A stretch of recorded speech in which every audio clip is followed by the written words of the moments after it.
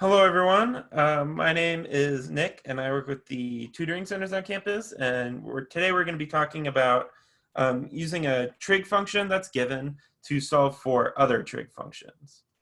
Um, to kind of get things started, let's go ahead and write out how we remember our trigonometric functions, right? So SOHCAHTOA, right? So we have SOHCAHTOA, right? And in the problem, what we were given is sine of theta. So our angle is unknown, right? But it equals 12 over 13.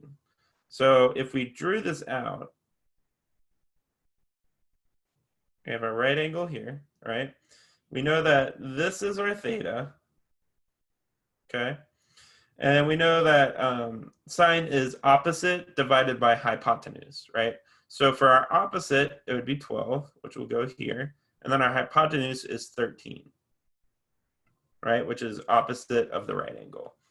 Now, first things first, what I want to do is solve for this b. We want to solve for this other side if we want to determine what tangent of theta is and cosine of theta, because each of them have adjacent in it, right? So what we can use is Pythagorean theorem, which states that a squared plus b squared equals c squared. And in this case, c is the hypotenuse length, and a and b are the other two lengths of the triangle. So we know that b is unknown, right? But we know what a is, right? Which is 12 squared. So, and then we'll do plus b squared. And we know what c is, right? So 13 squared.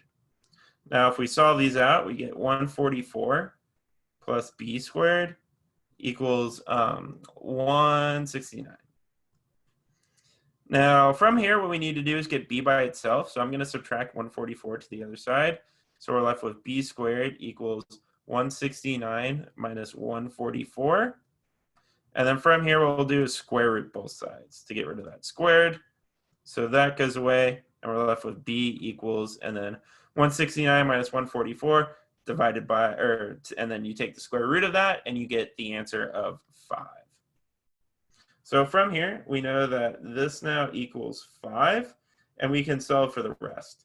So if we do tangent theta first,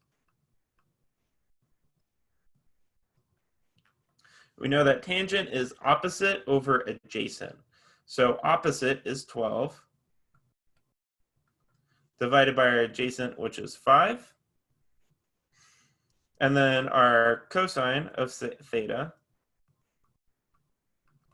is adjacent over hypotenuse.